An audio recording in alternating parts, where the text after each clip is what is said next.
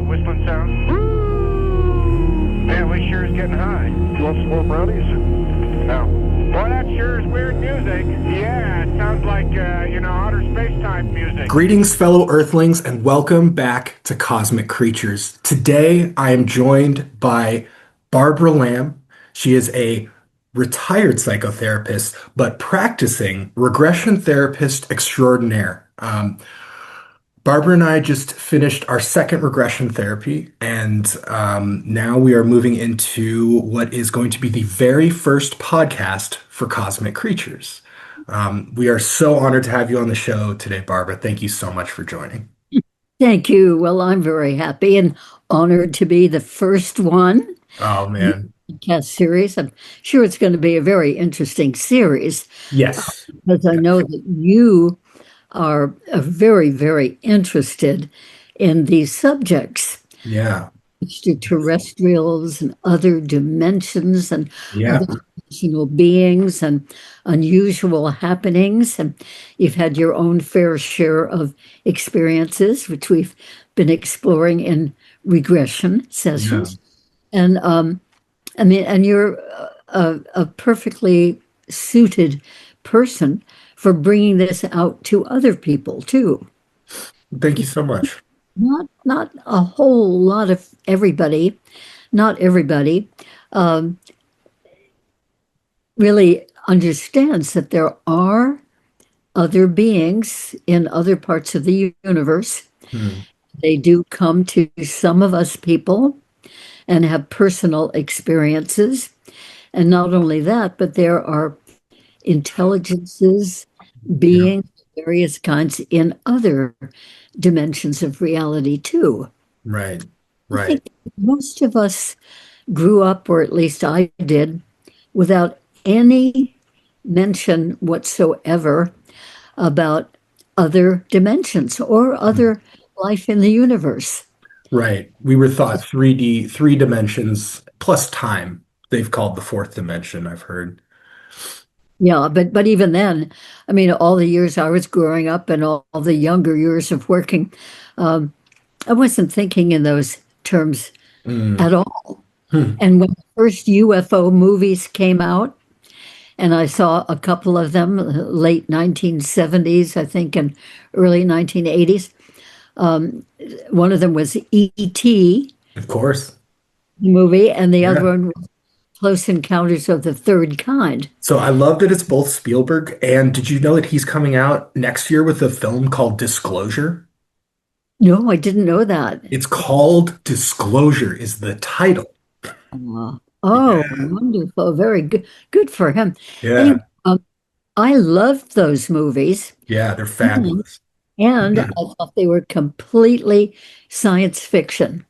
I didn't think there was any shred of truth to any of them. But in both cases, both of those films, I thought, wouldn't it be really wonderful and intriguing if it ever happened that we found out that there were real beings coming to Earth and having some sort of contact with a human being, some sort of relationship. And then even before that, back in the 1970s, somebody gave me the book to read, the children's book called The Little Prince. And I never read that as a child, but somebody handed it to me when I was fully adult and had my own children. And I started reading The Little Prince, and I got very involved in it. This is amazing. We're talking about different people on different planets. Yeah. Unique idea. And then it especially featured the Little Prince, this wonderful little guy with blonde curly hair. And he came into the desert area, probably the Sahara Desert, where he met a man from France who had been flying his own very small airplane and had crashed in the desert. And while it went, weeks and months went on when the man was trying to repair his plane so he could fly out of there, the Little Prince and the man developed this really wonderful, wonderful friendship Mm. and great sensitivity for each other and for their differences and their similarities. And then when it came time to have the little prince leave, and the man at that point had repaired his airplane, so he was able to leave. Mm. Well, there's a wonderful conversation between the two of them, and the little prince is saying, "I think the man had said, I'm really going to miss you." Mm. The little prince says, "Well, anytime you're outside looking up at the night sky, and you see a little star that's especially twinkling, that's me up there Nice. thinking of you." Yeah. And Oh, so beautiful. I just burst into sobs Yeah. of tears. I cried for 6 whole hours, sobbing Yeah. with the wonder and the joy and the preciousness of this. A person on earth having a relationship with some intelligent being out there. Mm. Little knowing that there really was such a thing possible. Life imitates art. Isn't that true? Yeah, right. Yeah. So that sensitivity about that Mm. remained. And about 4 years later, I was visiting my son in college, and he took me to the movie, which had come out by that time, of The Little Prince. And I was fine until the very end. And then I was started this uncontrollable crying and sobbing, real tears. Yeah. And as I left the theater and the later show, people were lined up facing us coming in and looking at me really strangely because here was this nice movie with this lady crying. And I kept saying to everybody, "Don't worry, it's okay. I'm just very moved. You Mm. know, nothing wrong. It's not sad. I'm just very moved." Yeah. That's a And normal thing to come out of a movie and I feel cried the whole rest. emotion. Yeah, I cried the whole rest of that evening. Well, that's This a little much. is I'm just kidding. It's beautiful. this is before I Yeah. knew that any of this was real. So, Barbara, they say that time is non-linear and that we just experience it in a linear fashion. Do you think your emotional reaction, and I've wondered this about my own experiences, do you think your emotional reaction to it might have been like an echo of the future of what would be, come to pass? Yes, in a sense, that's one way to say it. And I think that it was showing me, although I didn't realize it at the time, it was showing me that I would really somehow be involved in this Mm, once I mm, started knowing more about it, that these mm, things really do happen. mhm. Beings from space getting to know people here on Earth Yeah, and how rare and how special that is. I think my soul was what was responding to right. that book about the little prince because my soul knew that I would be doing this work with real extraterrestrials and real people. Yeah. It was just sort of preparing me, testing my sensitivity and my Mm, appreciation for that type of thing. very, So very cool.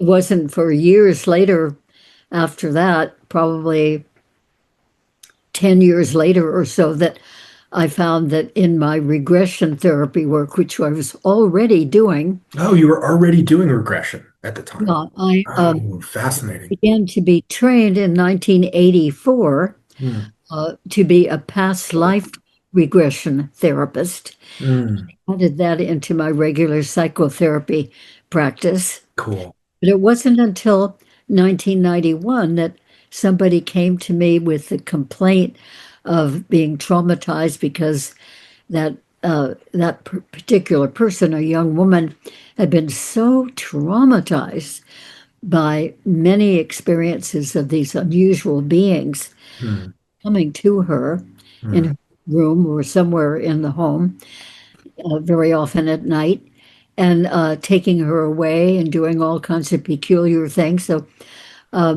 she was the first person I worked with. And after 6 regressions, during which she had been, as I say, totally traumatized, Yeah. things happening, and didn't understand what it was or why me, you know, how can I get out of this? Right. Anyway, she came in after 6 sessions feeling very calm and very relaxed about the whole thing. And Yeah. that she's concluded that she's happy that these visits were happening with these peculiar beings. Yeah. And she was going to be moving away from her parents' home and into a little wilderness cabin Hmm. with a boyfriend. And she said they were both perfectly fine if those things continued to happen. Yeah. I thought, Uh, oh, that's wonderful. I can really work effectively, helpfully, with yeah. anybody else ever does come. I wouldn't think that they would have, Hmm. but as it turned out, a few months later, another lady came for that reason, Hmm. and another, and another, and another. There are about 5 people Wow. that first year, 1991. And Hmm. then, The year I was born, by the way. I was born in 91. really? That's a Yeah. good year. Yeah, good It is a year. good year. Yeah. It was my first year visiting crop circles, Mm. first year of visiting Tibet. Mm. It really was quite an outstanding year. But the most outstanding part, really, I think, was beginning to work with people who'd been visited by these unusual beings. Yeah. And since then, it's been a few thousand more people Wow. come to me for regressions. Some have come for maybe 5 or 10 or 12 regressions over a period of time, and Yeah. some just come once. Hmm. It's up to the person, of course. And but Hmm. in all of that time, I have learned so much, Yeah. so many different species of Hmm. beings. We call them extraterrestrial, Right. just like Right. you, and many, many different species, types, Hmm. sizes, shapes, Yeah. What are some of the skin. are there similarities and what are the differences? What because you have such a large empirical database. Yes. You have so much experiential data to pull from. What are some of the commonalities that you've seen, and then what are some of the differences? Well, one of the commonalities is that they all seem to be humanoid in the sense that Mm. they have a body and a neck and a head on the top, and Hmm. 2 arms and 2 legs, 2 hands, 2 feet. Mm. And in other words, built in the basic way that we humans are, Mm. rather than, a whole variety of other shapes. Right. So when they come to a person, the person recognizes that similarity, but there always are great differences Mm. as well. There are some species of extraterrestrials that appear to be almost completely human, Mm. or in some cases, they really do seem to be completely human. But as the person is with them longer than just that first glance, they realize, oh, yeah, this person isn't quite human after all. For instance, the earlobes might be a bit longer. Mm. The Pleiadian beings, Mm. example, and very often the eyes, even if they look very much like human eyes, Mm. might be a little bit bigger, a little bit further apart, and a little bit bigger. Yeah, yeah. Just like these slight little, almost like I've heard lots of talk about hybrids, so it's like these slight little genetic variations that, Right. that's So any fascinating. of them, those kinds of beings are usually received more favorably Mm. and with less fear. But Yeah. who experience them.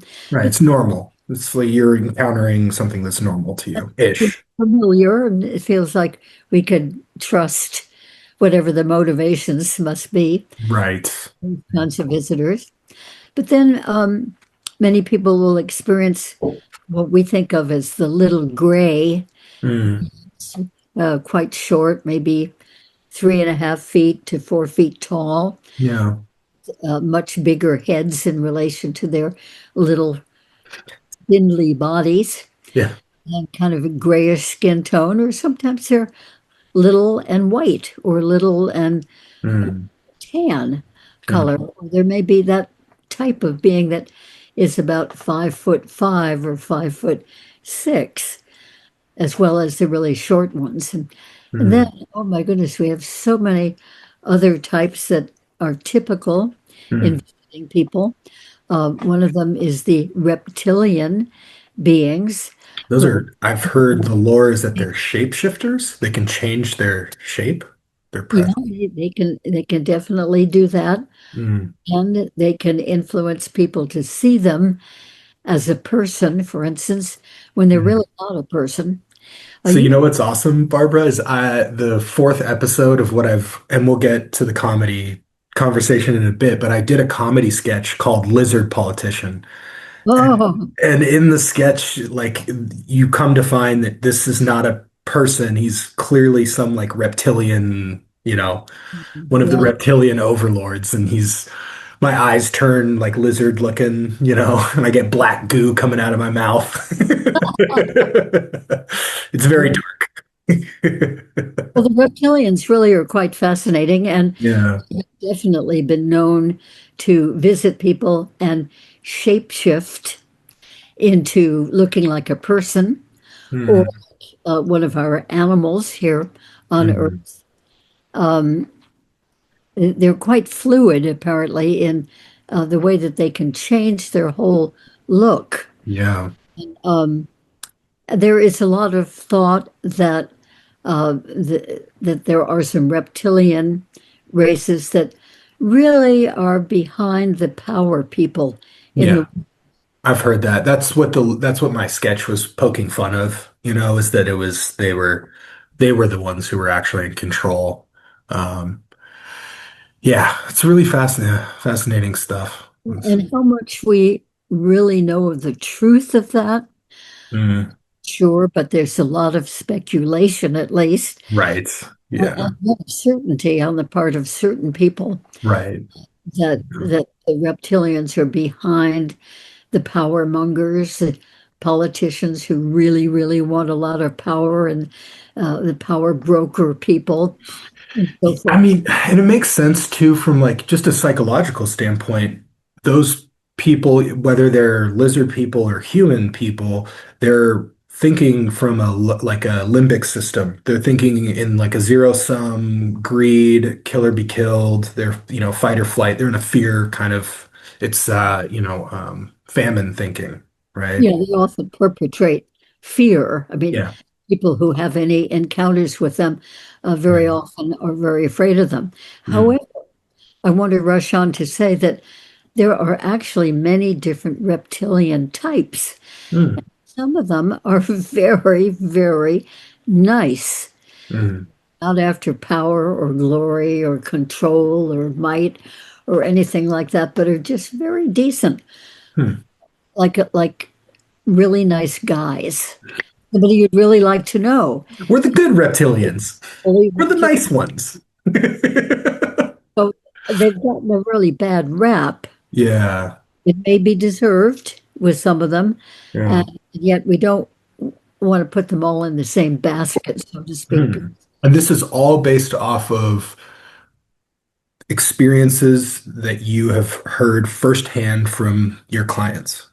Right. Wow. See, that's something that I think people don't put enough stock into. When we go into a court of law, you can convict somebody and sentence them to death based off of somebody else's eyewitness testimony of an account. But then we have all these people who are saying, hey, I've seen some humanoid creature, this bipedal shape-shifting lizard person. I've seen, for me personally, I've seen an entity of light. that seem to erupt out of a ball of light. Yep. And people, they look at me like I'm crazy, right? So Yeah. it what And do you yeah, think you know can what? be done about this? You're What's not crazy, Oh, Leo. thank you, Uh, Barbara. I don't no, think you're crazy Leo either. finally come out of the closet, so to speak, Right. and admit that they've had these things happen. Yeah. Um, I can't tell you how many people have said to me how grateful they are that they can talk about these things Yep. without my thinking they're crazy. Right. I mean, I Yes. am totally convinced.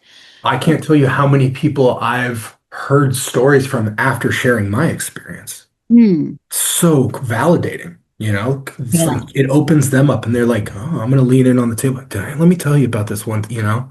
yeah, And it's like, "Yes."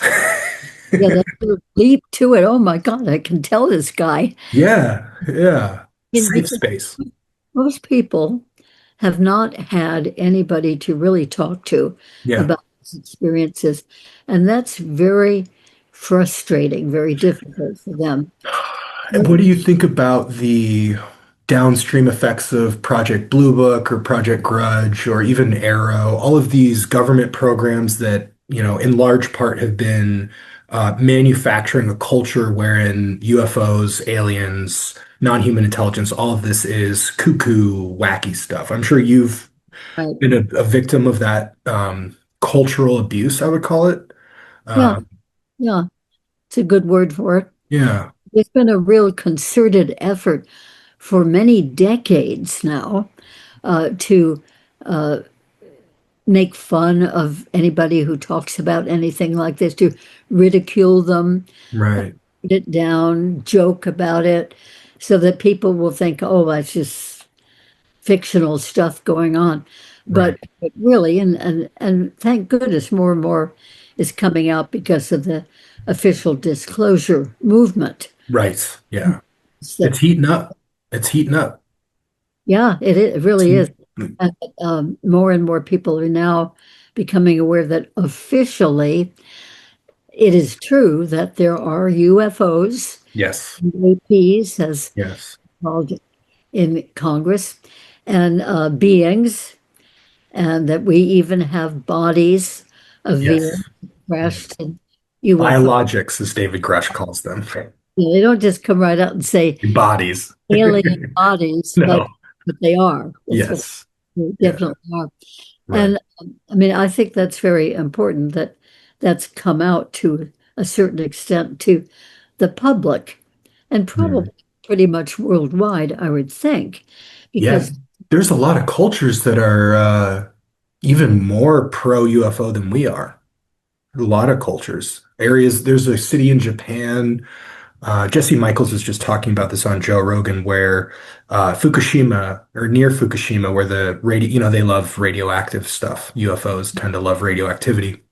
They had right. a nuclear reactor meltdown, and then there were so many UFO sightings that there's actually a museum in this city in Japan devoted to the city's UFO obsession based off Uh, of that.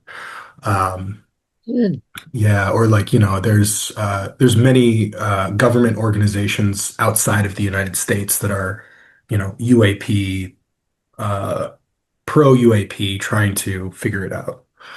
Right. Much more open with their own public Yeah, about it. yeah, Yeah. yeah, So Mexico is way ahead of us in that way, I know, uh, yeah, still yeah, to some extent. And even back in the 1990s, I was aware of China. Uh, China, the government back in the 1990s was actually helping to fund the hmm, Chinese UFO organization, which was disseminating information to hmm. people about the UFOs that were overhead and also people's encounters.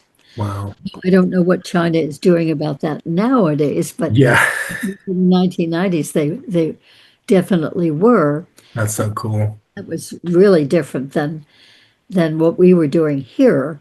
Yeah, That, but yeah, but anyway, it's coming out more and more, which I think is a very good thing because there are millions of people in this country and millions more worldwide who are actually having these experiences, Yeah.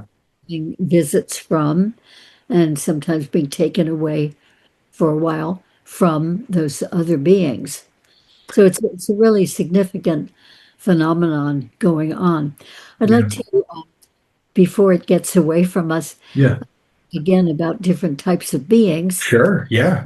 the human ones like the Pleiadians and some of the other kinds whom we may or may not have names for. And I have a quick question. When you say Pleiadian, you're getting that information from the regression, right? This is information that okay. I'm just because I've heard a lot of lore from people who are not you, who are not professionals, who have not done, the work necessarily. And so I think it's really important to ask that question. It's like when you say Pleiadian, how do you know that?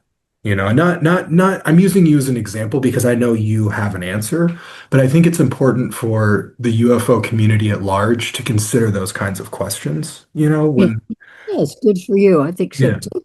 yeah. There are Arcturian beings who have faces that look quite human-like very, very Hmm. attractive humans, but they have blue skin.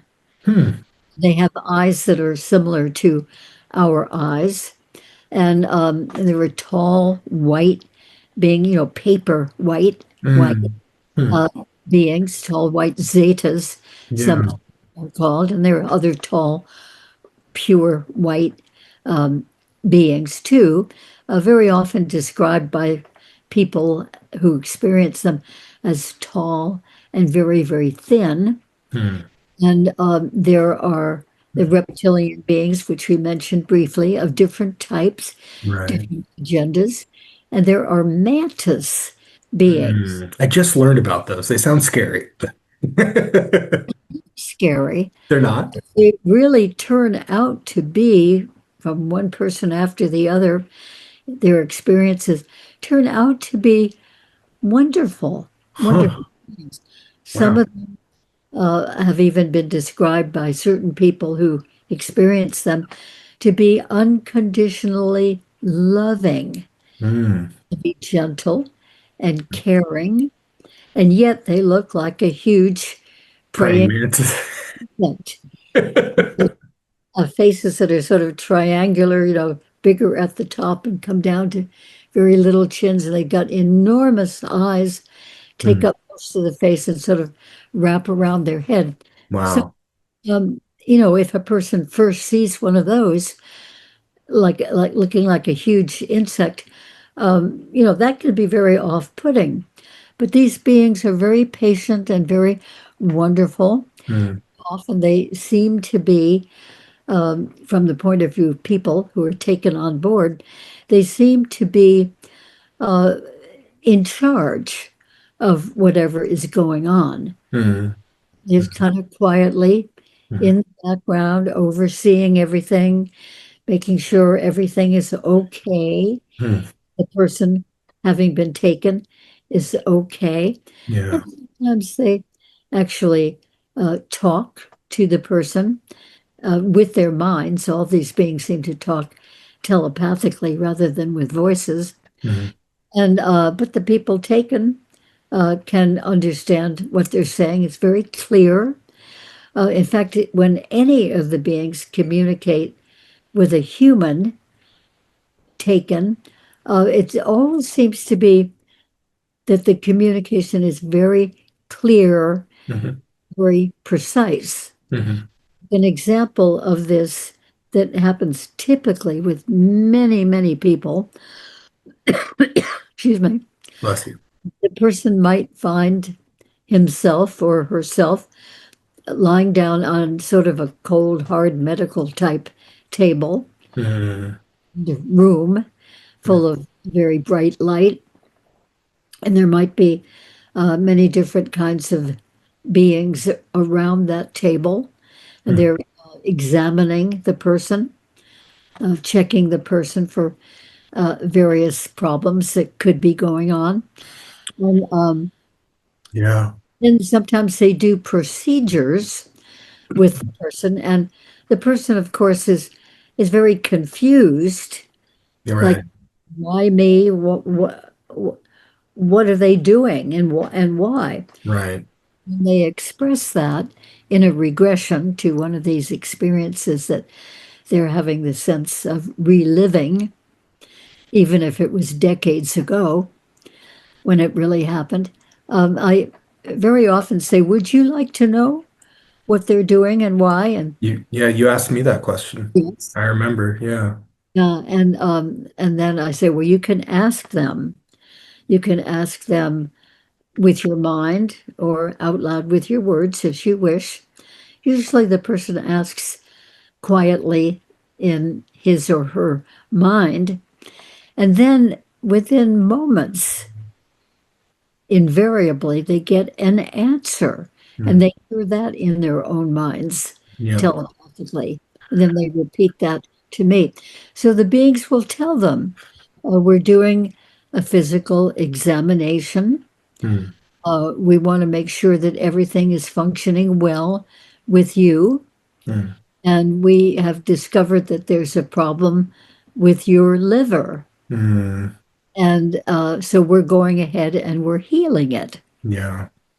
And they do heal things. They do a lot of healings. That's exactly what happened to me. So in our first regression, just really quick, I'm going to recap for people. I pulled over, I'm going to do like the most condensed version that I can. Okay. I'm on the way to a wedding. It's 4 in the morning. It's very late. I'm driving to Oregon. I'm in the Bend, Oregon. I'm in the middle of nowhere. It's called Culver. I see a light that's floating in a farm field. I pull over. I get out of my car. I film it briefly, and then I put my phone down, and this bright white light whips up and down. I hear an audible thunk. There's a light entity that flickers into view with kind of light around it, behind it, illuminating now that there's trees. It's a humanoid figure. It seems to be made completely out of light or plasma, electricity. Um, there's what seems like kind of like a spindle coming out of, like a tether coming out of the top of its head and extending back into the woods behind where the light's coming from. Hmm.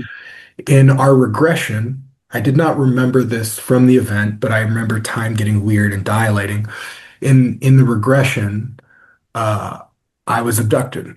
There's a what I do remember is after this white light whipped down and the entity, flickered into view, a red light shot back up and was kind of hovering around.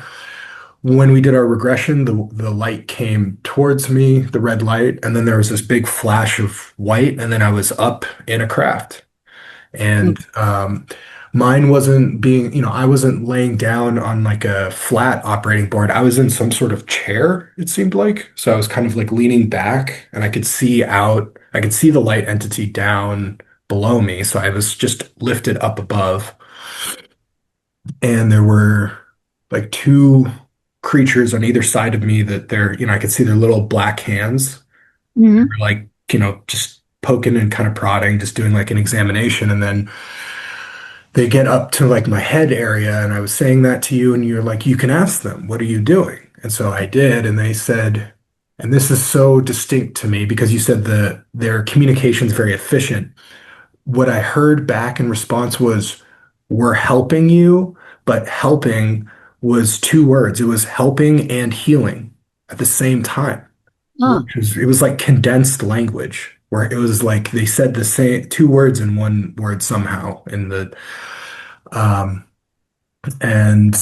yeah, so there was something going on with my brain that they were working on and they, Hmm. in a healing fashion. So sorry to interject and take you off course, but Well, yeah, no, that's it's such a supporting data point to what you're saying. yeah. So anyway, sometimes those conversations go beyond the beings answering the question. Yeah. And sometimes they say, well, we've detected a problem, let's say in your spleen, and Mm. um, we suggest that you go to your own doctor when you're home again Mm. and to check that Mm. organ. and take care of it. Hmm. The person reports later that they've, after this experience, that they did go to the doctor, and the doctor did find a problem, Hmm. an organ, the spleen or whatever, So and fascinating. did medical treatment. Wow. Even more typical than that, more often, the beings will detect a problem with a person's body, and then they'll go right ahead and heal it.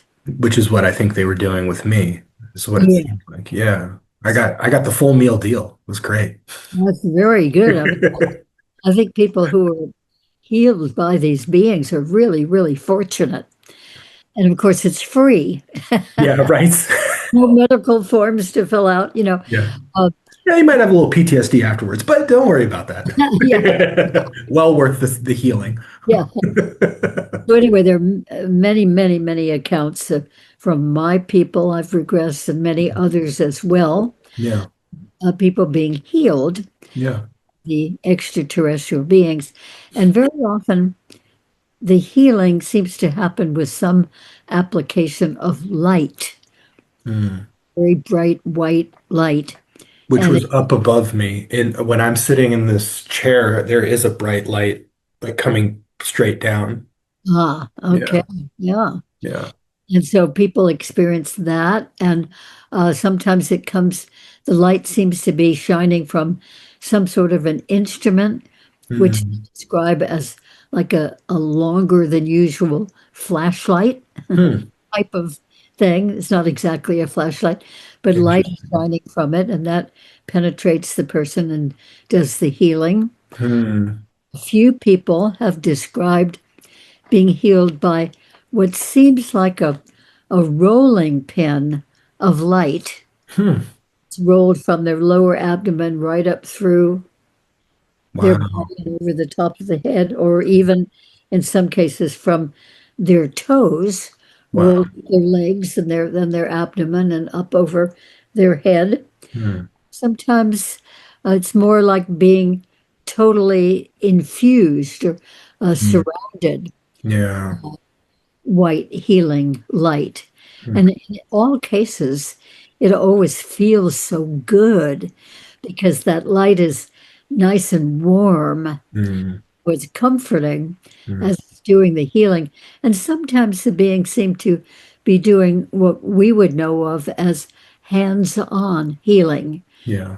energy coming through the hands of the Hmm. beings. Hmm. There are various ways that the healing is accomplished. And by the way, the healing does last. It's not just that they feel better for the next hour Yeah. or Yeah. so, but whatever the ailment was, it seems to have been It's permanently gone. fixed, That which is, makes me think of Chris Bledsoe, and his experiences. And I'm for everybody who's not aware, Barbara Lamb conducted Chris's second regression. It's a very famous regression. You can check out the transcript for it on the Bledsoe Said So podcast. Um, can you share a little bit about that experience working with Chris? He's quite a prominent figure in the UFO community now. he's a very important figure because he has experienced so many highly unusual things which he never expected. He's a very modest, decent, nice, honest man. Yeah. And he had this very traumatic experience. He was already grown up and had sons who were pretty much grown up at that time, too. And they were all out fishing. But he kind of wandered off into the woods Yeah. Going through a very hard time. a number of hours, Yeah. and all kinds of things happened. And he definitely saw lighted orbs, which Hmm. he didn't understand at all. And he Yeah. had an encounter with a being whom he calls the lady, Right. spiritual being of some type, lighted, glowing And you being. did the regression about the lady. That was the regression that you focused on was Well, that original incident, we did not do a regression. We went to another incident that he had when he had another visit from the lady. Anyway, yeah. make a long story short, he has believed that the lady healed him of Mm. debilitating Crohn's disease, which he had had for years, Right. real trouble with eating and digesting food. And, it was really very malnourishing to Yeah. condition and painful. Uh, Right. she he attributes to the healing of that to whatever the lady did. But since then, um, he still, probably to this day, very, very frequently sees lots of orbs Hmm. in his own backyard of Yeah. his house. And other people come to see them, and they see them too. And so it's really, really happening. Yes. And people have photographed them and videotaped them. And the orbs all seem to be in relationship with him. They seem Mm. to be very conscious and communicative. And it's really a big, big ongoing feature of his life.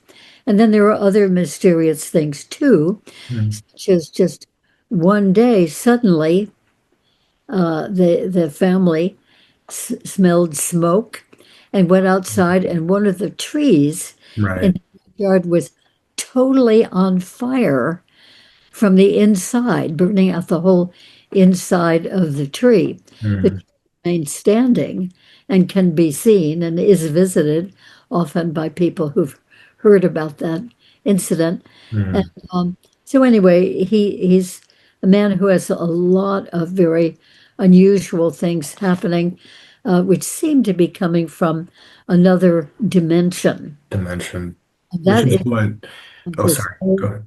phenomenon. Part of the phenomenon of extraterrestrial visits is that many people have visits from other dimensional beings of various types. Mm. Sometimes they're almost invisible looking. Yeah. Sometimes they look more like an upright oval of Mm. light. And as the person looks at that type more often, Mm. they begin to see after a while, oh, there's a face in there, Mm. feature. There's two eyes, a suggestion of a nose and a Mm. mouth. Oh, this is really a being. Mm. And but sometimes they just come as sort of an oval shape of light. Yeah. Yeah.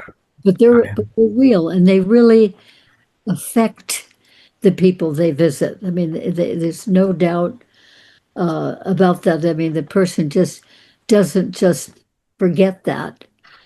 So a visit like that might happen in the person's room Yeah.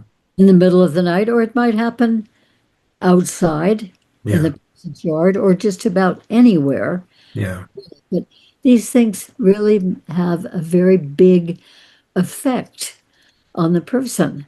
Absolutely. I mean, we talked about it during the regression process, but for me personally, I'm not the same. I'm not that Leo before the experience. I'm a completely different person, and I couldn't go back to, I wouldn't want to go back to that level of awareness.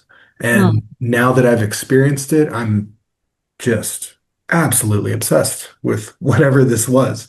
And, one thing that I find really heartening is that when I share my experiences, so many people then open up and share their own experiences that they've never told Yeah. anybody, Yeah. sometimes from strangers that I've never met before. Yeah. It's like, yeah. And I'm not going to spill any beans just because these people are confiding in me. And I just feel like it's like the way you talk about your clients without saying who they are. But Yeah. yeah, it's a really wild phenomenon. And I think, like you said, it's a lot more common than people often share. And Right. one question that I really wanted to ask in this conversation is just about regression therapy in general and yeah, like talking about hypnosis and then regression therapy as far as, how it functions and what the process is. Oh, sure. Well, a lot of people hear the word hypnotic regression and think, "Ooh, I don't know if I can be hypnotized," or they might feel quite leery about it. Mm. But hypnosis turns out to be simply a nice state of deep relaxation. Right. Anybody, if they're willing, can be guided into. Yeah. There's no danger about that, no harm. They always come back out again and go on with their lives.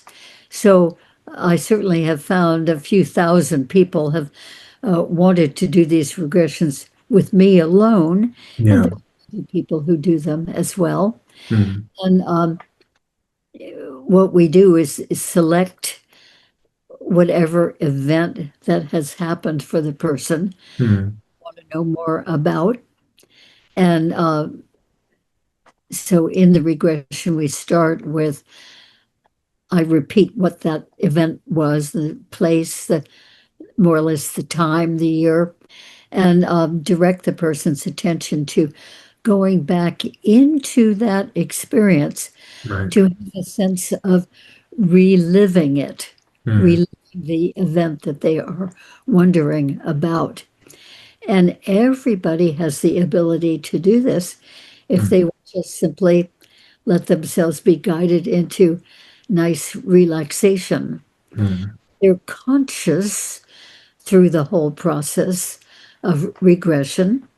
So it's very interesting to experience it as you know yourself, Leo, Yeah.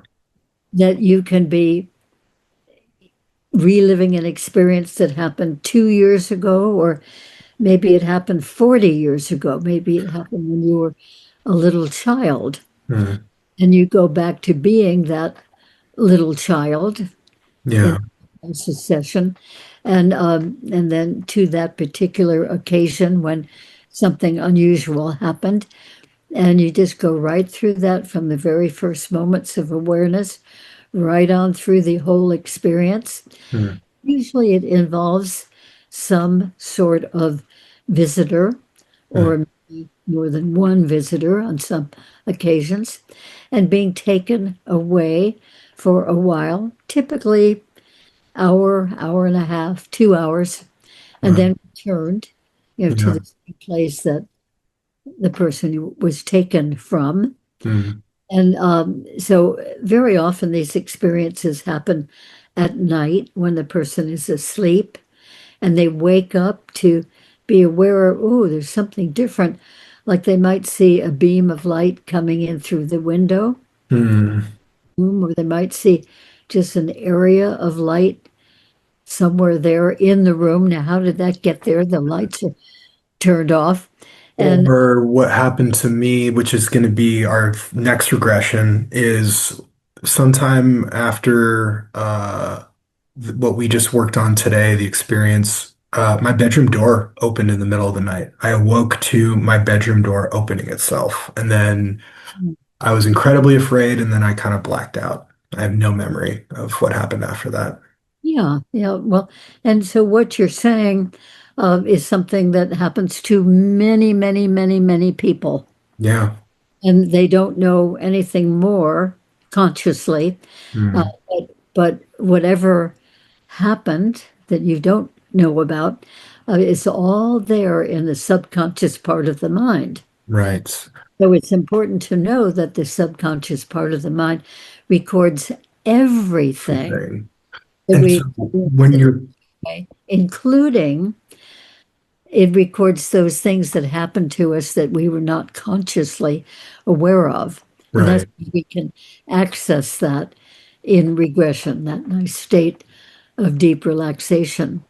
So, at any point, like if you had an experience that was at age 4, let's say, you could go back perfectly easily, perfectly well in regression and be that 4-year-old again during this session and relive the experience from the very first moments of awareness that something was different and go right through it until it's all through when you returned again right. back on to sleep or wherever it was. So some of these experiences happen in the daytime as well. Yeah, right. In other words, fairly recently, I regressed a man who went back to a childhood experience. He was about age 10, Hmm.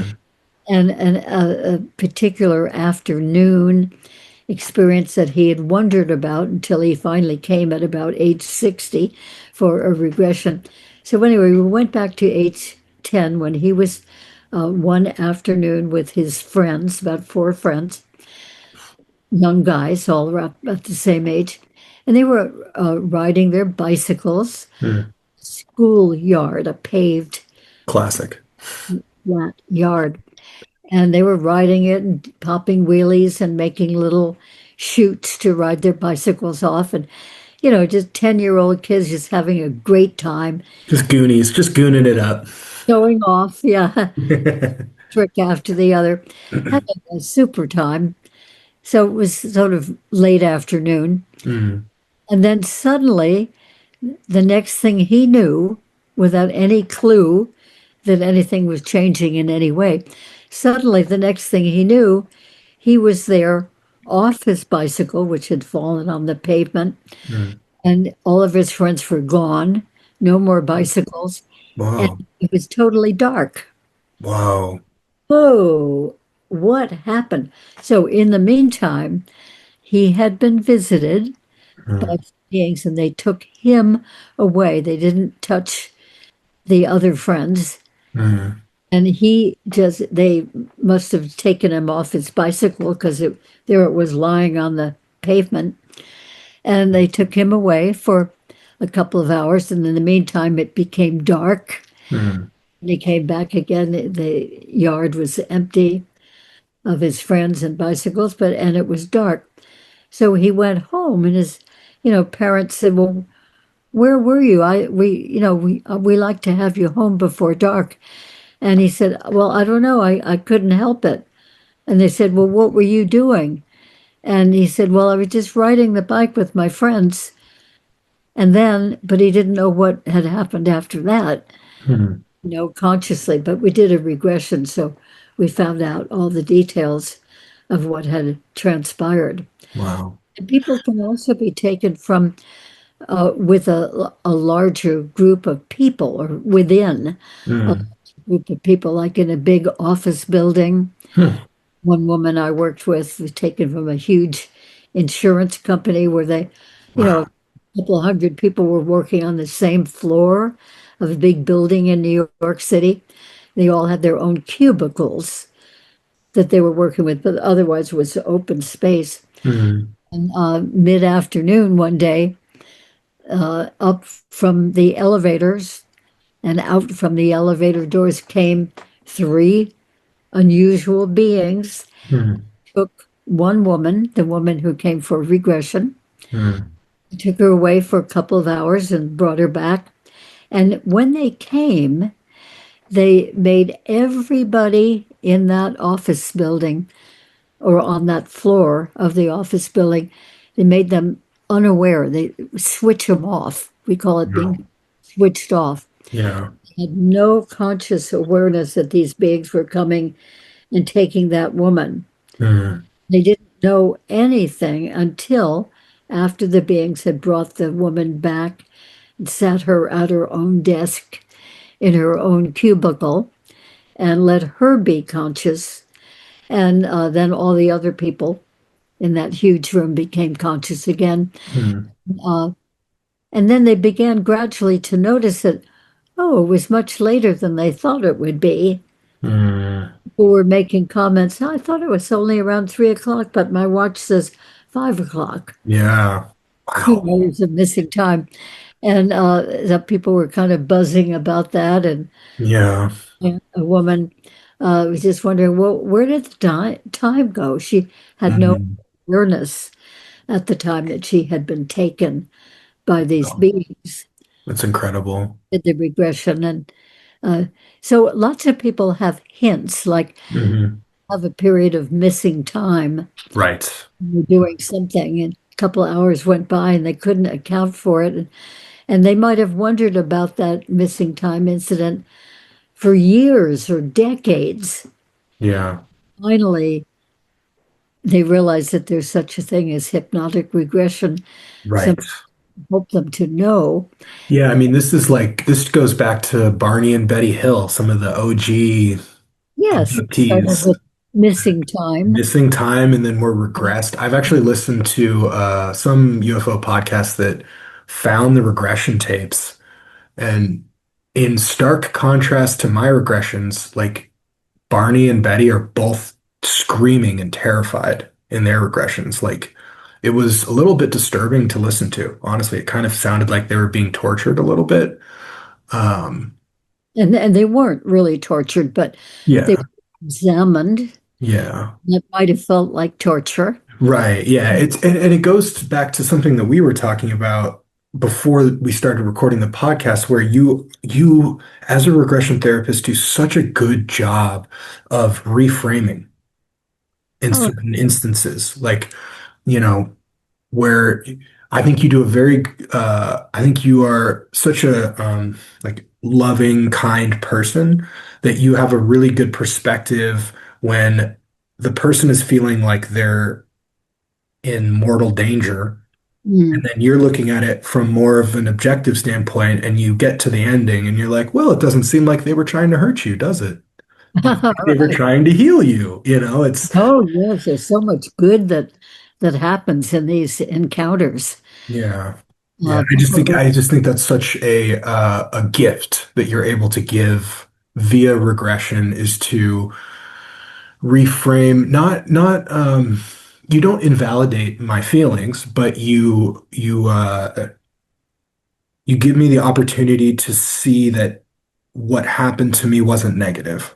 It's like an invitation to, Another possibility here. yeah, another possibility, very therapeutic in that sense. And I'm wondering with regression, what is it about the state of hypnosis that is, scientifically validated? We know hypnosis is real.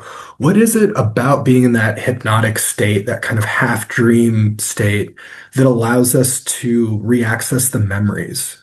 Do we know Well, what I the think it's mechanism is? basically, as I said earlier, that the subconscious part of the mind Mhm. has already recorded that whole incident Yeah, years ago or whenever it was. yeah. And so it's all there in Mhm. the memory banks of the subconscious part of the mind. And Gotcha. in that nice relaxed state, which we call hypnosis, um, it's easy to go back to that Mhm. experience. So I like to get, as I did with you, Yeah. details about when the experience happened and where you were, Mhm. what time of day or evening it was, and get the setting Mhm. in my mind so that I can take you back to that particular setting. Yeah. You have this sense of being there at that time, and rather than being in the present time wherever you are. And so it just seems like it with almost everybody who's being regressed, it just seems to flow. Mhm. Just relaxed enough to go along with it Mhm. and let it open up, let it unfurl. Yeah. It did, moment by moment. Mhm. So in a regression, we do not have the sense of looking back at a past event and describing it, but we do have the sense of being back there in time and reliving Right. that Yeah. experience whenever it was. Yeah, with this regression, with our second regression in particular, it felt very much, I remember saying this when I was hypnotized, it felt very much like I was living in a memory and I could like go cycle through it again to make a new connection or something. It was very interesting where once I kind of traversed the memory slowly with you, piece by piece, to make sure that I was remembering everything correctly, I could almost like cycle through it. And it was like Right. that circuit was open, you know? Uh, and it's a fascinating process. And I ask a lot of questions of the person in regression simply to bring out more detail. Mm, yes. Yeah. like I'll say, the one that you're looking at, that lighted orb over Mhm. there, does it seem like to you like it has any awareness of you? Right. Yeah. And you'll say, yes, it definitely is aware of me. Yes, it I'm was. me. And, so I just bring out more detail. How far away is that from you? And Right. just Right. more details about the actual event. And unless you come up with them automatically yourself, Right. I like it to be as complete a picture as possible that Mhm. is reliving. Yeah. Yeah. And I can say as somebody who's now done two regressions, my experience is that it 100% works. Whatever is happening, I'm not a psychotherapist, I'm not a psychiatrist, I'm not a psychologist, but I just have the experience of knowing that it works. Yeah. I just, something that I would like help with is, um, and something that you probably encounter is skeptics. Like, how do you describe this to skeptics? How do you engage in this conversation with skeptics? Well, I don't feel like it's my job to try to convince anybody Sure. anything, but I just simply testify honestly Mhm. and just say that this has happened with many, many people. Yeah. Uh, Anybody, I believe, has the ability to go into that state of Yeah. hypnosis and to recall the details of anything that they had experienced that they would like to know more about. And if a person just doesn't accept that, I just say, well, I just want you to know that lots of people are experiencing this, and you can think whatever you want, but this is really going on. And I would add on to that, Barbara, that unless the person who is the skeptic has actual data that they've worked over the course of their lives to accumulate, they're not even a real skeptic. They're what's called a pseudo-skeptic. It's Marcello Truzzi. He founded the Skeptical Inquirer, Oh, yeah. which is a debunking, paranormal debunking. Originally, it was called the Zetetic, and then has snowballed into what is now the Skeptical Inquirer. He Yeah. hated the concept of pseudo-skepticism, which is using pseudoscience to debunk things. His whole thing was, if you're going to be a skeptic, you need to do the work. You need to do the science so that you know. You can't just say it's not real. That's pseudoscience. That's not a the burden of proof is on the skeptic just as much as it is on the person making a claim. If you want to debunk it, where's your evidence? You know? Yeah. Oh, good. I agree with you. Yeah, that is certainly true. I had met Michael Shermer, Mhm. head of the Skeptical Inquirer, Oh, is that who that is? Okay. small conference, and had conversations with him. And I think he's a very bright man, and I think Yeah. he is sincerely intentioned. Good. But some of the reasons that he would give for being skeptical about things of this sort, I thought they just didn't hold any water. And Yeah. he wasn't willing to hear those of us who were discovering these unusual things that we're talking about tonight. Right. It seemed Which like, is often how science works. Oh, sorry. Sorry, I just talked over you. Sorry, Barbara. what was that? I totally talked over you. I was not, whatever I was going to say was not important. Please continue. I'm so sorry. So, anyway, I was sort of intrigued with what his arguments were, but Yeah. I didn't think that they really fit Mhm. the subject. Mhm. That it was some other sort of template that he put around the subject of extraterrestrial abduction, for Mhm. instance. Mhm. Yeah, that he just didn't know and really was seemed to be not interested to know what the rest of us knew at that conference. which is, kind of how science seems to, that's kind of the modus operandus is that there are these big, Copernicus level updates to thinking that are kind of like pushed through because people like us are strong-willed in our experiences and our thoughts and our, uh, understandings. And there's always going to be some force of conservatism, I think, that tries to Or science wants you to be a scientific materialist, and if it's not within the realms of our what is generally understood, then it's not real. Well, I find that to be a logical fallacy because how did you figure out any of this stuff in the first place? Was it right? yeah, Scientific materialism to me is flawed as an argument against anything. You can't use it. Scientific materialism was built from people making, hypotheses and sharing their experiences, and then, has snowballed into somehow something that can be used to debunk the actual method that it arose from.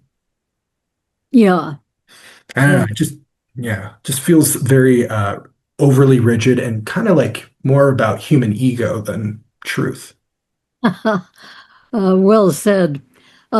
Yeah, so I think the people who do have these unusual experiences really do very well if they can find other people Hmm. had them and will talk honestly about Hmm. them so they know they're not weird or crazy or Yeah. alone, Yeah. something freakish about them. They've had these very unusual things happen. In Right. fact, I think that people I've observed over the years now that people who are actually taken for these experiences tend to be really good people, often strong bodies and a good, bright mind, decent consciousness, uh, decent, good human beings. And I think that they are chosen by the extraterrestrial beings to come to because they are that way. And of course, we know that there's an interbreeding program going on with many of the extraterrestrial types. In other Hmm. words, they combine with humans in one way or another and create hybrid Hmm. beings. And that's been going on for quite a while. And some people speculate, and I think it could be accurate, that we were all of us human beings, were hybridized a long Hmm. time ago. Yeah, like the Anunnaki. The Yes, yeah, Anunnaki. Yeah. and maybe other groups too, Right. along the way added some more genetics to us or to certain people and not to others. Yeah. But anyway, even currently, there are hybrids that are formed because of eggs from a woman Hmm. and sperm from a human man and mixed together by the extraterrestrial beings to form an embryo. Hmm. And then that embryo is infused with extraterrestrial genetics, their DNA. And in other words, that embryo is hybridized Hmm. and it's planted in the woman whose eggs had been taken. Hmm. She'll gestate that little embryo for a couple of months or so. And then there are two different kinds of things that can happen. One of them is that the embryo will be taken from the woman, and she's not consciously aware of it, Hmm. as with many other things that they do. And that little embryo is put into a tank, looks like a glass tank Yeah. of fluid, where the embryo is gestated into a fetus and into a full-grown baby ready to be born. That And sounds so sci-fi. It's cool. It's very cool. sci-fi. This is data from a confidential regression, right? That this is where you're, Yeah, yeah. regression. actually witnessed that, Yeah, yeah, yeah. Yeah. and that they have been taken. Hmm. Sometimes these women have Hmm. been taken aboard the craft and shown that their own hybrid baby is developing in that tank. Hmm. And then after the baby is taken out of the tank, in other words, the equivalent of being born and wrapped up in swaddling clothes, Hmm. uh, very often the woman is taken again and presented with this hybrid baby and encouraged to hold the baby and nourish the baby, love the baby. Hmm.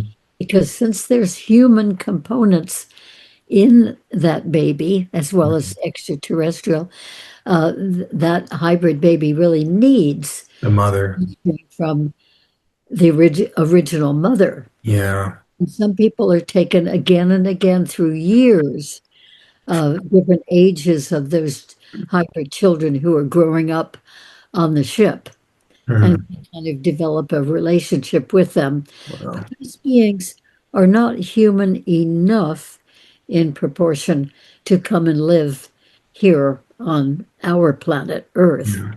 Yeah. Uh, but anyway, there's a really huge program Hmm. going on of hybridization of that type.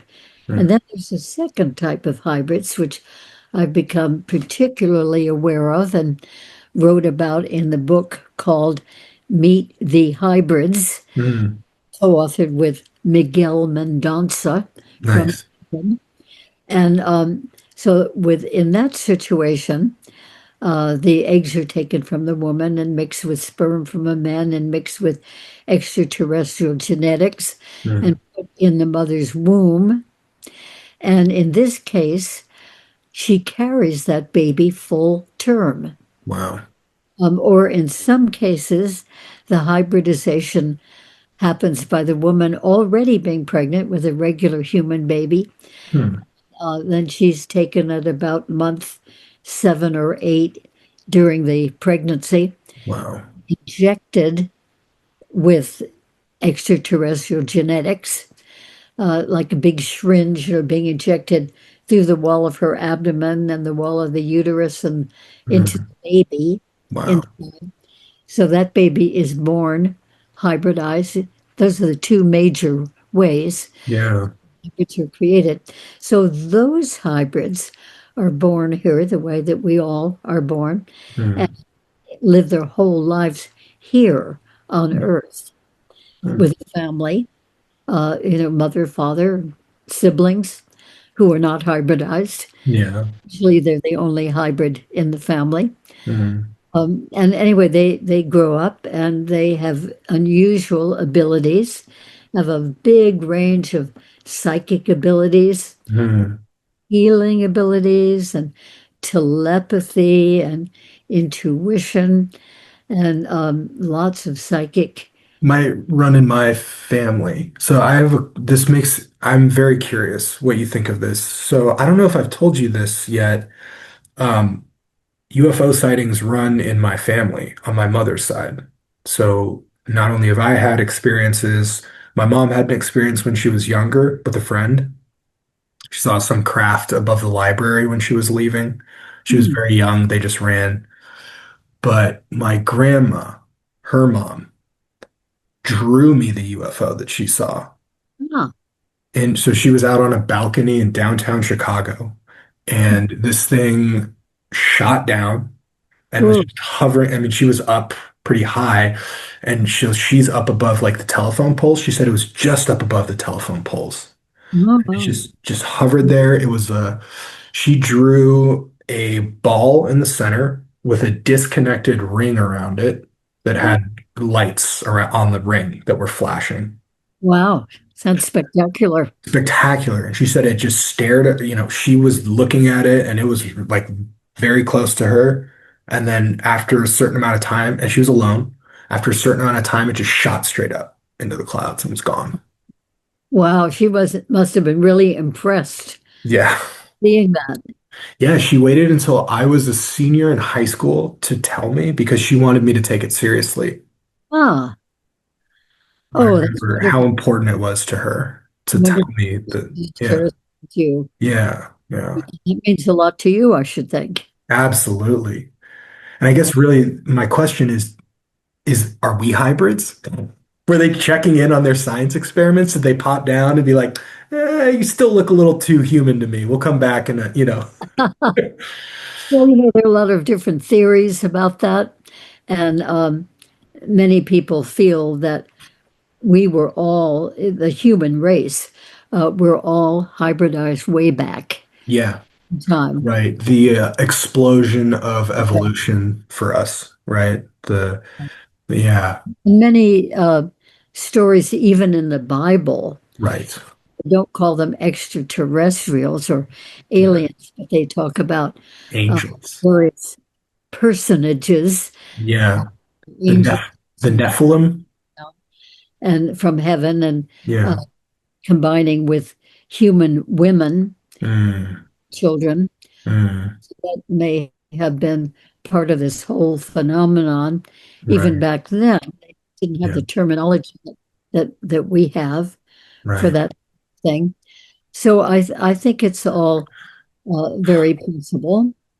And hybridization seems to be something that's happening all over the universe, Mm, that many races of beings out there in space hybridize with other races mm. out there in space because they really appreciate life. Yeah. And, after millennia of time, some of the species sort of lose their ability to reproduce. Mm, Some of them say they have lost their ability to reproduce now. mm, It's one reason why they create a new type of being that will survive. mm, It's partly them, and in our case, partly us. mm. But other groups, one species will combine with another ET species and create a hybrid race. It's not all hybridization is done with humans. Yeah, and just I'm so sorry to always be interrupting you, but it makes sense from like I've studied evolution for a period of time, actually under Brett Weinstein and Heather Heying at the Evergreen State College. Genetic diversity is incredibly important Yes, for the reproduction, like long-term fecundity of a species. So right. if you extrapolate that to to a cosmic level, you want to have genetic diversity. So you want to be spreading, and maybe they're doing, maybe the hybridization process is more of like genetic tinkering to figure out like, oh, we want to get rid of our version of, cancer. And maybe some of the human genes, if we can just mess with those telomeres, like we'll be able to fit. So there's a lot of different reasons that I could see wanting to hybridize across the universe beyond just, weird scientists that like to do fucked up experiments. Because of course there's going to be those. There was going to be a few of those. Oh, always going to be a few. Yeah. No, no, you're talking about a very real and a very serious principle here that Yeah. uh, when you do combine some differences, different species, as long as you're the same basic kind of species, like, human with human, like the different races who combine here within humanity, the black and white, Right. Asian and Western and so forth, uh, that the stock, the offspring, are usually very strong and very Mhm. able. They might Absolutely. have been an improvement, actually. And Right. that's what a lot of the races out there in space find, just as you're saying, uh, it strengthens the stock. Yeah. The fact that many of the extraterrestrial species claim to people that they have lost the ability to reproduce. Yeah. Right. One of the reasons they've lost it, they say, is because they have traveled for so many eons through space and picked up a lot of radiation. Right. And that Yeah. space travel. Sterilized. Another reason given by one group is that they had developed the technique of cloning Mm. way back in time, and they have done so many generations of cloning that they have lost the ability to produce in the normal way, the normal. Interesting. way. And they're realizing that, Wow. the clones don't last as long as regular beings last, and they're not quite as on the ball in some Mm. ways. So they want to create kind of stronger, brighter, more able, longer lasting beings, Ah. combining with humans. Yeah, that makes a lot of sense. I've heard the Greys, I've heard in lore, the lore is that the Greys are not, they're biological robots, essentially, is how And that, certainly described that way by many people, right? yeah, yeah. Well, I think, Different types of grays. yeah, well, sure. Some of them seem to be more robotic, like Mm, people will describe it. It seems like a little robot, or it mm, seems like this little gray doesn't have any feeling or doesn't recognize that I have feelings mm, being yeah, here with them. right. And but then there are some other types of beings, usually in that situation, who do seem to be, they don't look human like, but they seem to have some more like characteristics of caring about what the Mm, person is experiencing, mm, not wanting the person to feel unusual fear yeah, or be harmed, and they often will reassure the person, we are not harming you. mm, It may very seem like cool. we are, but we're not Yeah, harming. It's not our intent at all. which is also what angels say when they show up in the Bible. Do not be afraid. That's right. And that's a good point you're mentioning because it seems like we humans are so reactive. Mm, Something, some sort of life form appears to us, we can really go into shock and terror, yes, and assume that, oh, this has got to be terrible. right, You don't know what that being is going to do. right. So the easy thing to do is go into fear.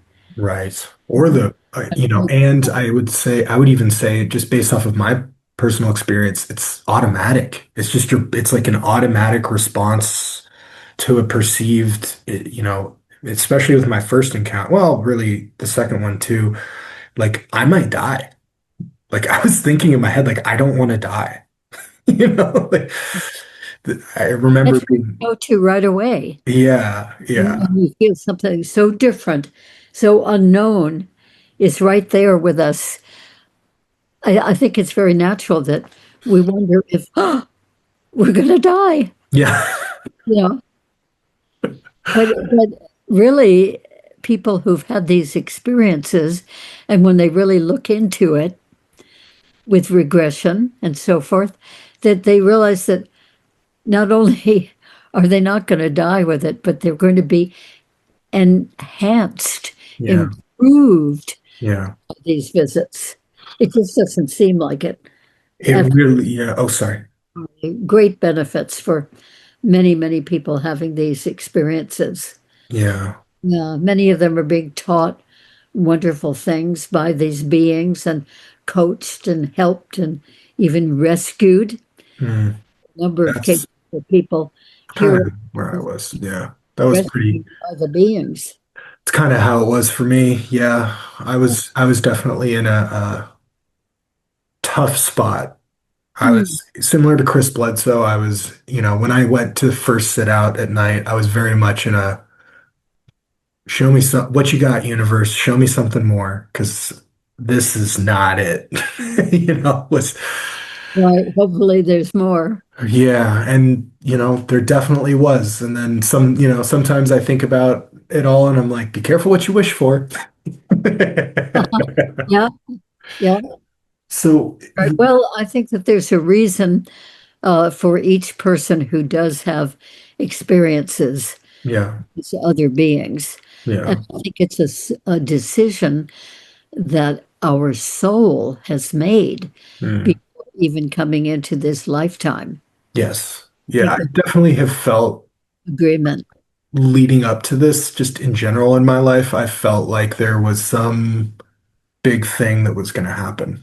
I kind of always, in a weird way, I always thought it was like, I'm going to make a big feature film or Ah, something, like I could always like, oh yeah, that's my goal. That's my dream but even when I was young, I remember feeling like something important was going to happen at some point in a ah, weird way. Similar to like when you saw or when you read that book, remind me the name, I'm Henry Peter? Little Prince. The Little Prince. Mm. I'm Henry. I don't know what I was. The Little Prince. That reaction that you had, that really like knee-jerk, visceral reaction that made you so emotional and overwhelmed. That I understand that. Mm. I get that just based off of my experience leading up to this, and um, I would like to ask for some coaching because I started this project, Cosmic Creatures, and I envision doing like a variety show where it'd be a little bit of like the Daily Show segment style, a little bit of comedy sketches, and then long form interviews like this, like a podcast, but doing all of those things. And I am starting to wonder if comedy is not the appropriate wrapper to talk about this stuff. And what you think about that. I just think that's a very delicate subject because comedy can have the aspect of uh, being demeaning and Yeah. ridicule. Yeah, punch down comedy. Yeah, so easily. Right. It can be funny, and there can be a response of laughing. Yeah. That laugh that people do sometimes when they're just simply shocked by Yeah. something. Right. But that is sort of undercutting, I think, the real experiences that real people have, Mm. and they do not want to be treated that way. Right. Uh, they want to be believed and taken seriously because this has been a serious thing Right. that happened to them, Right. no matter who the beings were or what they actually did. But I mean, it's a profound impact on the people. So I personally don't enjoy seeing it sort of bantered around Mm. in human, a Yeah. human, And humor. Yeah. human. Yeah. I get So it.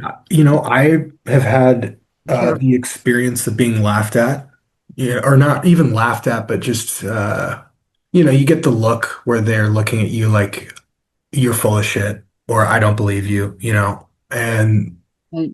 what I've been thinking about a lot is as much as I thought comedy would help um, expose people who aren't already in the UFO world, I think it also could have the worst effect of punching down people who have had this experience. That's what I worry about. Yeah. Yeah. Yeah, because I mean they have enough of a challenge anyway, Right. and so many people have expressed to me that I'm the only person in the whole world they can talk to about these things. The only person who will believe them and take them seriously, and how Yeah. much it means to them in terms of their own relationship with themselves. Right. So Mhm. I just don't like to think of people maybe being ridiculed or for their feeling that they're ridiculed or that this whole subject is just a joke. Yeah. Yeah. It Yeah. isn't a joke. It's real. Right. So Right. people doing humor with it have to be really, really careful with Right. and honoring.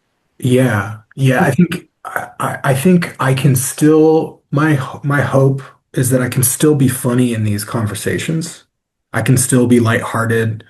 Um, but it doesn't have to be my main approach or focus. And one thing that you had mentioned before we started recording that I really respected was you said something along the lines of, I approach this very seriously. This is my life's work. And I do this from a place of being a mental health professional, essentially. Like, I take this very seriously and I don't want this to be debased, essentially. Right. Yeah. Yeah, it's not just for amusement Right. or for somebody to be clever Yeah. and Yeah. fun. Yeah. It's funny you say that because a lot of maybe you'll watch them, you don't have to. The first four episodes, some of the, like in the segments, I can tell that sometimes I'm thinking about the content and sometimes I'm thinking about being funny. Like I could see myself switching in my mind, like Ah, I'm editing, and I'm seeing myself thinking. And so, yeah, I'm trying to refine my approach and good. do things that bring me closer to people, and to community because I have felt very, very, very alone ever Mm, since the experience. And comedy for me was there's always a community around comedians. I was going to move to Austin. I was going to do stand-up comedy. I was going to be a podcaster, and I'd have a community of comedians. good. But, I'm not in service to comedy. I'm in service to trying to figure out as best as I can what happened to me, what I experienced, what I saw. And yeah, I don't want to contribute to the debasement of the topic. Uh, Ah, good. so maybe yeah, I think I'm going to change my approach. This might be the first of what will just be the show from now on, which is only podcast conversations. Because I'll be honest, Barbara, I enjoy this far more than me sitting at the desk and presenting straight into the cameras. It's not nearly as fun as having this, personal connection, Ah, conversation. I feel like, two minds are greater than one. And there's like an right. exponential effect that happens. Um, and I feel like community. Like I feel like we're in community here, right? We're a part of this UFO thing. And so kind of answers my question right there. And Good, good. That's what, yeah, I mean, I just think that people need to be treated sensitively. yeah, They're having these unusual experiences because you just know that they're going through a whole lot right. and may be thinking very poorly of themselves, Yeah. wondering if they're delusional or crazy or I what. went through yes, I went through the whole process of, And that's not funny. no, it's not. It's terrifying. Yeah. So I would think that humor, if done about this subject, would have to be done really, really carefully, Yeah. respectfully. Yeah. It's the type of thing that could so easily be made fun of. Right. Yeah, or yeah, like one example that came to mind is Dave Chappelle and his Chappelle show. Now, I'm not going to try to compare myself to Dave Chappelle. He's a genius level comedian. I don't think that I'm that. Uh, but what I do think could potentially happen is similar to what the Chappelle show did. He thought he was shedding light on racism and making insightful comedy about it. But then he would go out in public, and basically what would happen is white guys would come up to him and drop the N-bomb because it was from his sketch, like, oh, is it, and then they would say lines from the show or something. And so he freaked out and felt that he was contributing to racism. And that's why he canceled the show after 2 seasons.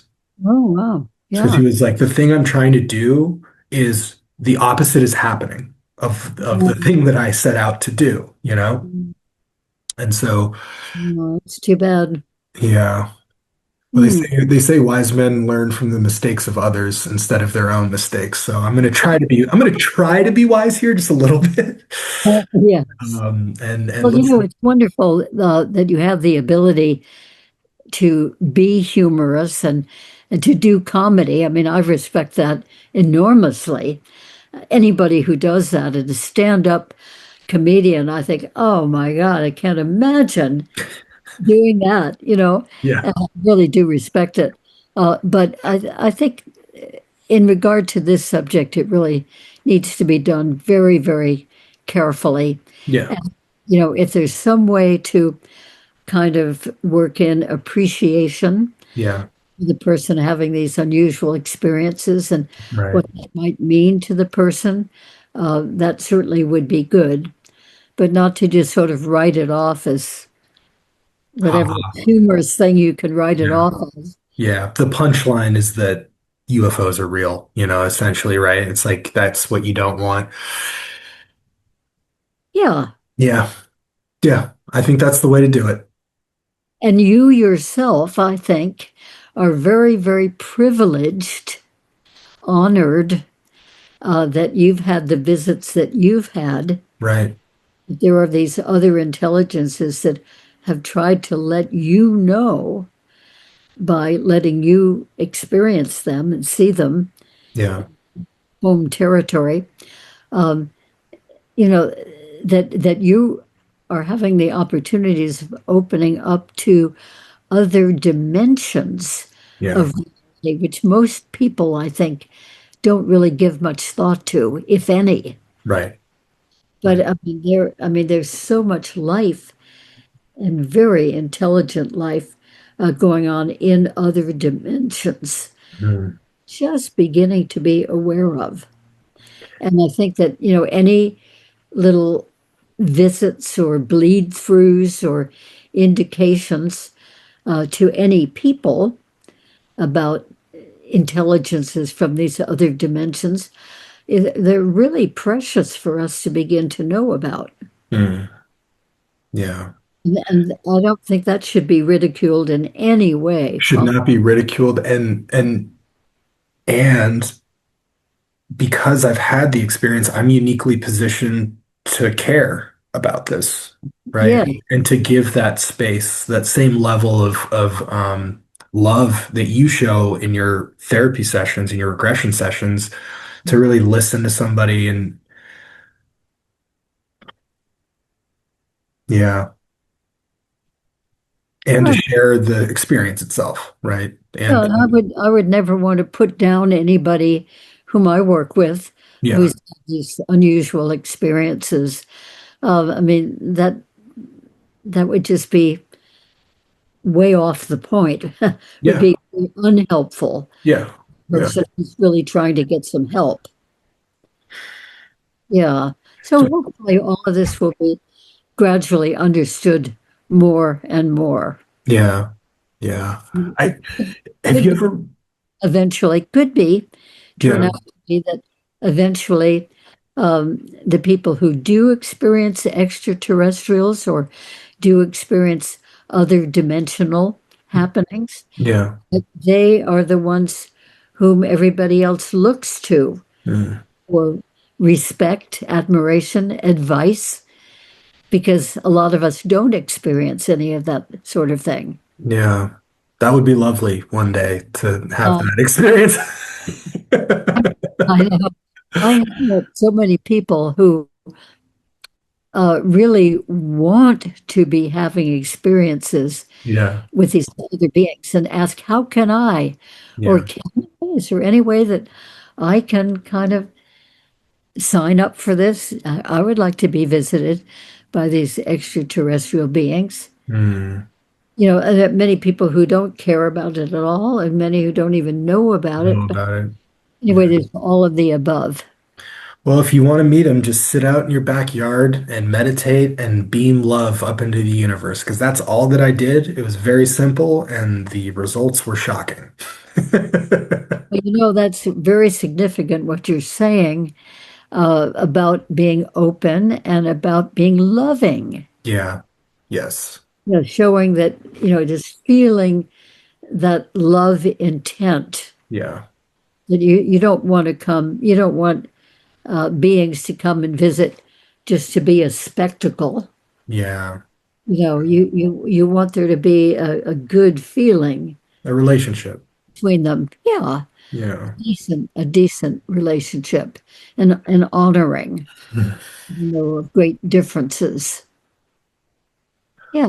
What are, and for some closing thoughts, what are some of your biggest takeaways that you know, given this empirical data set of thousands of regressions, what are some of the like through lines of the messages that these entities seem to give to people? Okay.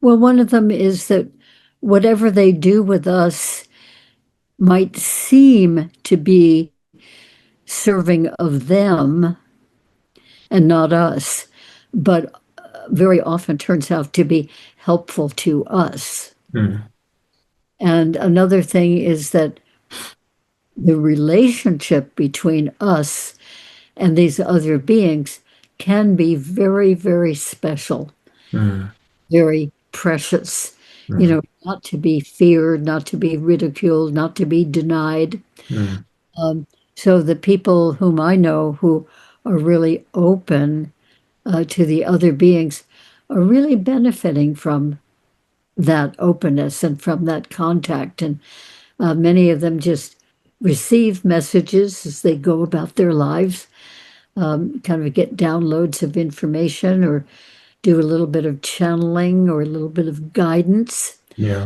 from the beings.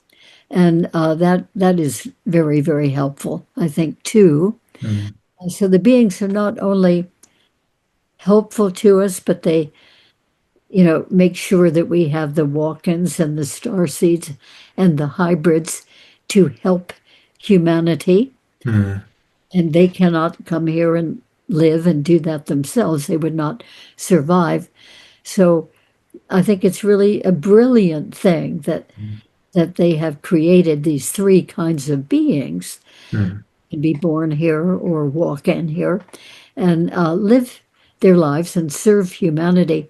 So overall, even though there are a lot of different species out there in the universe and even other universes and other dimensions, that there's a lot of interest and benevolence mm, part of many, many of these beings toward humanity and toward Earth. mm, Many messages that have been given by some yeah. of the extraterrestrials about Earth. Well, for instance, a lot of those groups are very, very concerned about our nuclear capability. Right. They say that if we start sending off detonating nuclear bombs here on Earth, it will not only reduce life on Earth, maybe totally eliminate it, Yeah. which we do not want to see, Right. but it will also spread out the Mm, radiation, yeah. spread out through the whole solar system and Wow. even beyond the solar system. Yeah. So, of course, they do not want to see us messing around with that.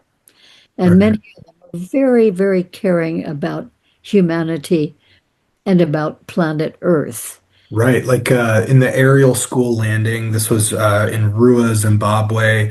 Yeah, There's a craft that lands. All these school children go up to see. They kind of run over the hill. There are tall beings that sound like they're dark skinned and wearing dark whatever. They're terrifying to these kids, but the messages that are telepathically delivered to these children are that the earth is in danger. You have to protect your earth. You have to figure out all of this pollution. You know, it's like you are in grave danger, essentially, of destroying your home planet. yeah. And then, this incident was famously regressed by John Mack, the Harvard psychiatrist. So I do you know John Mack? Did you? Yes. Oh, So you we're know him personally. actually quite good friends. And uh, Cool. just shortly before he died, Yeah. I was leading him with two other women, leading him around from one crop circle to another in Oh, England for about huh. 10 days. I had 10 days and evenings with that wonderful man. So cool. Known him before that. Mm, But yes, we had lots of really wonderful discussions. Hmm. He was an excellent man. Yeah. Really It really sounded like it. It really, exceptionally yeah. wonderful and sensitive and tuned in and Yeah. honoring. And we Yeah. were developing our work uh, at just about the same time in the early 1990s. Wow. This was out here in California, and he was in uh, Massachusetts, Harvard University Mm, in Cambridge, Massachusetts. But and then we began meeting at conferences, nice. and then we began meeting at a group that some of us UFO people went to every summer in Newport, Rhode Island Hmm. for 4 days and evenings and have just nonstop discussions about this whole subject. I need to get out to those. Ron was sometimes there, and I was there. Yeah. We were planning to give a big, long lecture together at the International UFO Congress. Nice. Before that could happen, he was run over by a drunk driver and unfortunately killed. Yeah. So I and another man went on and gave that lecture anyway with the material that he would have brought forth. Wow. He was such an excellent man. Yeah, Wow. great privilege to know him. And one of those women who was a little girl at the Ariel school visit by the UFOs and the little beings, Mhm. I met her when she was already a grown woman and had lunch with her. Mm. She was still, all these years, so moved by the little being that she stood face to face with and talked to, or the being talked to her, I should say, Mm. and was still so deeply moved by that experience in a very positive way Yeah. that she sat right there having lunch with just tears rolling down her cheeks, Mm. just being really heartfelt, moved Incredible. by the sincerity Yeah. and the caring Wow. of this little extraterrestrial being. That's so cool. I saw an interview with one of those adult children, as when they're adults, Well, good. and they asked her, what was the point of that? Why did they make contact with you? Why do you think? And or like, I think the real question was like, what were you supposed to do after the contact? And her Uh, response was, I'm doing it right now. The uh-huh. conversation, that's what I was supposed to do. Talking I was about it. supposed to talk about it. Yeah, yeah, yeah. They have an important role, I think. Yeah. Yeah. Whether they're doing anything specifically to save the earth, I don't know. Yeah. But just even to help to educate people about the fact that that happened. And you see, I think that case is illustrative of many different extraterrestrial species who Mm. are very concerned about Earth. Yeah. And one extraterrestrial being who used to channel to me Hmm. through my clients, Hmm. he said that the Earth is so precious. Hmm. And one of the reasons why it is so precious is that the Earth has more species and subspecies and sub-subspecies Hmm. on it than all of the other planets in existence have Whoa. when all of those life forms are put together. We have Wow. different types on this one planet. The biodiversity. Got lots of mineral resources Wow. and plant resources, life resources. I mean, we definitely stand out We in won the cosmic planets. we won the cosmic lottery. Yeah, and yet I certainly grew up thinking that we were the only planet in existence Yeah. that had any life. Well, they didn't know. They thought that actually was scientific until I think it was 91 was Uh, when they first discovered another exoplanet. They thought we were the only planet and there were no other planets. There were just a bunch of stars. right.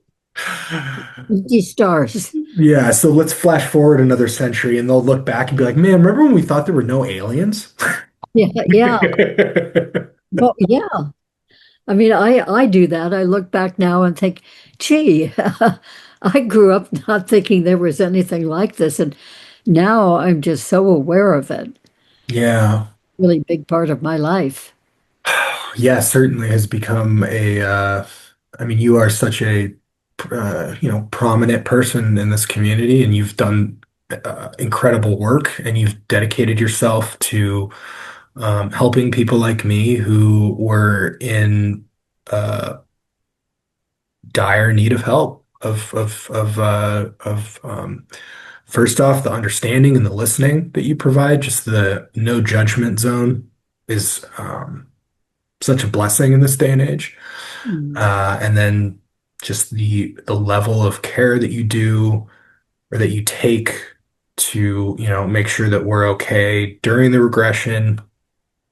And then like I think this is maybe the third or the fourth time that I've mentioned it, but the way that you can reframe things in a healthy way that's non-judgmental Mm. and positive is such a blessing. Thank you. That's Such a good. blessing. I Yeah. appreciate that. Yeah, I just appreciate all the people, yourself included, who experience these things. Yeah. And especially when you don't know anything about it and it's a total shock, a total mystery, and then finding there's nobody to really talk to about Mhm. it, that's Yeah. really adding to the burden. It is so hard. Honestly, I just want to say for anybody who's watching this that is an experiencer, it is so hard because when you come, this is how I describe it. When you come back from war, they say you have PTSD. War was real. That battle you fought was real. Right. You have a UFO experience and then you get traumatized and then you tell people they go, that war UFO wasn't real. That wasn't, what are you talking about? So then there's a gaslighting element to Yeah. it, Yeah. And so it's like The um, denial. the denial. Yeah, the combination of being told that it's not real and suffering the trauma from the experience. It's like, you become the alien. I remember feeling very distinctly like, oh, I'm the alien. Ah, yeah. They're not aliens. They're just other creatures. They're cosmic creatures. And the humans have now cast me out of the tribe, And so for you to open your doors to the unknown and to high strangeness stories that people tell you based off of their experience is truly a blessing. And I cannot thank you enough, Barbara, for all the work we've done. Thank you. That's wonderful. I like your sensitivity about all that. Probably better than doing just comedy, right? Yeah, that's my opinion. That's right. Well, Yeah, you can comedy about plenty of other things. yes, yes, absolutely. Plenty of stuff to make fun of. Well, Yeah, Barbara, we've had a long day. We've done regressions now, this podcast conversation. right? So I do want to be cognizant of your time. Is there anything else that you like really want to share that you have, I'm fine to keep talking, but I also don't want to keep you on the line if you're getting tired. Just a quick thing. And Yeah. it is, I think that nowadays more and more is coming into our awareness Mm, about other dimensional yeah. beings and Mm, things like the orbs. mm, More and more people are seeing, mm, videotaping, mhm. photographing. And I think orbs have probably always come, through the millennia, but uh, Right. now there's more attention paid to it. And Mm, I think that that's very important because these orbs do seem to be sentient and intelligent yeah. and psychic. I mean, Yeah. they seem to know what we're thinking and feeling. Yeah. So it's a whole realm of other dimensional intelligence and beingness that's going on that we're becoming more and more aware of. And I think that that's just great. More talk about the fourth dimension, the fifth, sixth, seventh, eighth, ninth, tenth, and on up Yeah. dimensions that even physicists Right. are officially recognizing Yep. these days that they didn't maybe 30 years ago. Right. And I mean, it's all increasing that our awareness as humans is really opening up Mhm. Yeah. and going into new realms. Right. We're learning gradually more and more about the new realms. They're not new, but they're new to us, Right. our awareness. A lot's coming together now. Yeah. You know, hints of things from ancient history and even the Bible. Uh, Mm-hmm. there's indications, are coming through to our awareness now in a more modern form, Yeah. but still, they're coming through, and a lot more is getting sort of tied together and making sense, Yes. in my opinion. Yeah. It's a very exciting time to be alive. Definitely. Yeah. A little scary, but more exciting than scary. Exciting. So, so thank you for your openness and Yeah. your willingness to really engage with these kinds of subjects. Yeah. Wonderful. And I'm sure anybody listening to this who's had any kind of experience with any of this is really appreciative that it's being taken seriously and is being honored for what it is. Yeah. So thank you very much for doing that. Of course, I'm looking forward to continuing, what is going to become my work and my life's work. And I hope to have you back on the show sometime soon. We'd Great. Be love pleased to to do that.